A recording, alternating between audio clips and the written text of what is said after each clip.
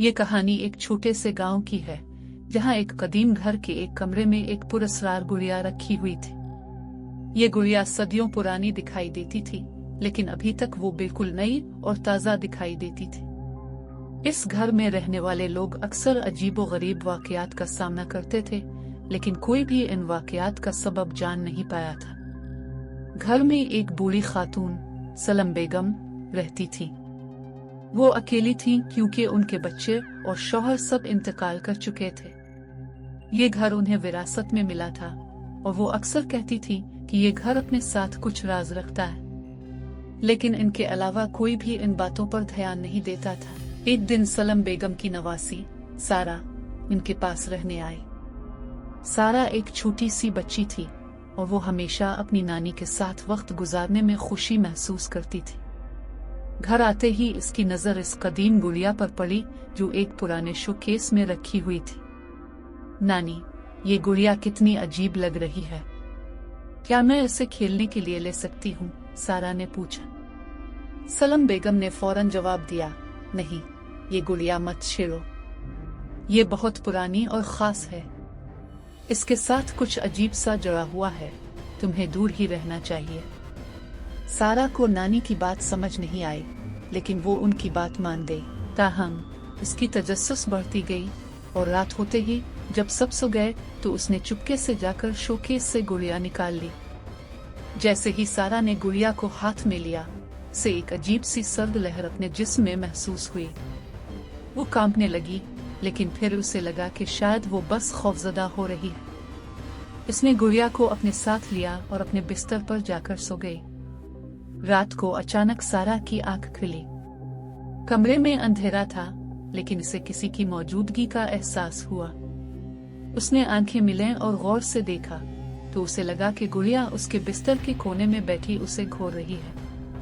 वो हैरान हो गई क्योंकि इसने गुड़िया को सीधा बिस्तर पर लुटाया था। ये कैसे हो सकता है? सारा ने दिल में सोचा।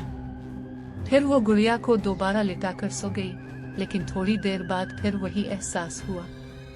गुड़िया दोबारा बैठ गई थी और अब की बार उसके चेहरे पर एक अजीब सी मुस्कुराहट थी। सारा का दिल जोर जोर से धड़कने लगा।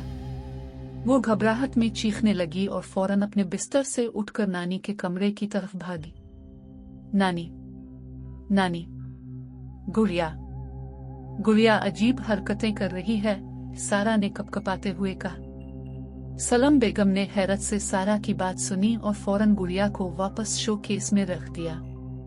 मैंने तुमसे कहा था कि उसे मत छेड़ो, इस गुड़िया में कुछ गलत है। ये गुड़िया मेरे वालिदैन के वक्त से यहाँ है और कई बार उसके बारे में अजीब कहानियां सुनाई देती रही है।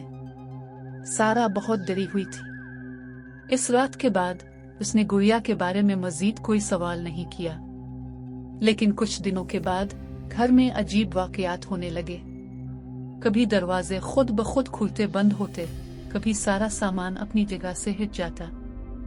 एक दिन सलम बेगम ने महसूस किया कि गुड़िया हमेशा अपनी जगह से हिट जाती थी, चाहे वो उसे शोकेस में बंद भी कर देती। जैसे जैसे वक्त गुजरता गया, गुड़िया की मौजूदगी मजीद खौफनाक होती गई। कभी सारा रात को गुड़िया के हंसने की आवाजें सुनती, तो कभी इसे लगता कि गुड़िया अपने आप कमरे में चल रही है। आखिरकार सलम बेगम ने फैसला किया कि इस गुड़िया को घर से बाहर फेंक देना ही बेहतर होगा।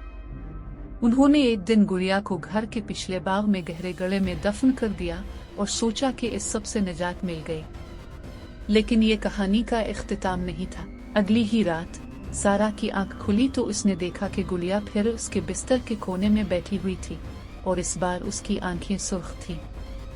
गुड़िया की आंखों में एक शैतानी चमक थी और वो आहिस्ता आहिस्ता हंस रही थी। नानी, नानी।